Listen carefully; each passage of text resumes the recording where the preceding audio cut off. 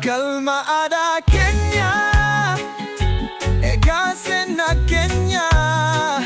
Galma ada Kenya, Egasen na Kenya. Kalacha tokuma, hunde bilisuma. Afaan Oromoo hundi Oromummaa. Afaan Oromoo hundi Oromummaa. Gurratti mi'aawaawaa yaa'an sagalee kee. Cirracha bishaanii baay'inni jecha kee.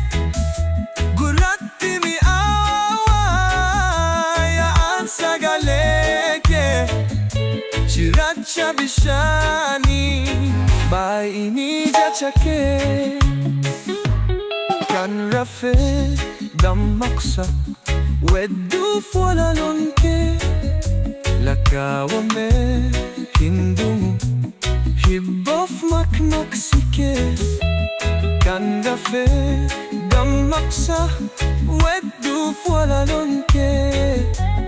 Lakkaawamee hin dhumu hibboof makmaqsi kee.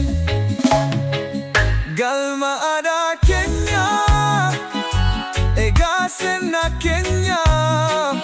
Galma aadaa keenyaa, Egasen na Kenya.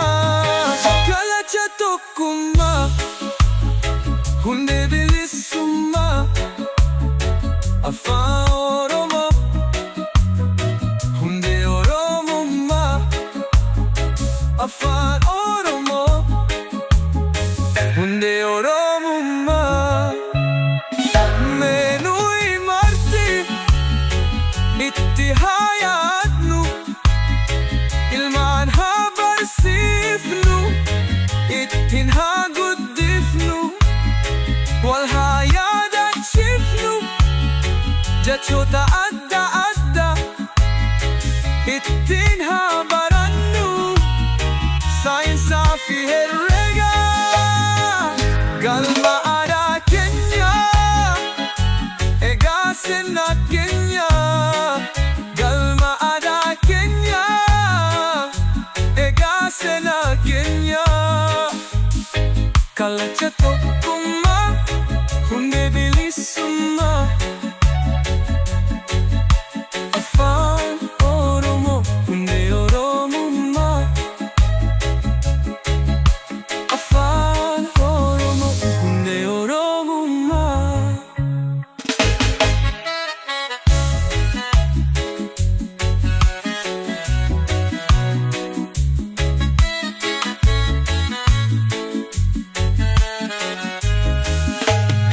Galma aadaa keenyaa, Egasen na Kenya. Galma aadaa keenyaa, Egasen na Kenya. Kalacha tokkummaa, hunde bilisummaa.